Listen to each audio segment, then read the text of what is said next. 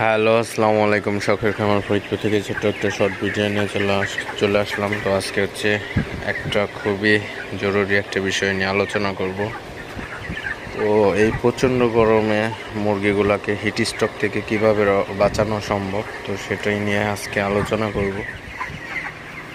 তো আপনারা দেখতে পাচ্ছেন, তো এই প্রচণ্ড গরমে বাতাসের আর্দ্রতাও কম, বাতাসের আর্দ্রতা বেশি থাকার কারণে হচ্ছে বাতাসটা উষ্ণ, একদম গরম বাতাস লাগে। আর হচ্ছে আপনার এখন তো দিনের বেলায় বাতাস নাই বললেই চলে, তো রাতের বেলায় একটু বাতাস হয়। তো যাই হোক, তো এই এই দিনের বেলায় প্রচুর পরিমাণে গরম, এই গরম থেকে ব্রয়লার মুরগিকে কিভাবে সেভ করা যায়, তো সেটা নিয়ে আলোচনা করব। তো আপনারা হচ্ছে যাদের ফার্মে টিনের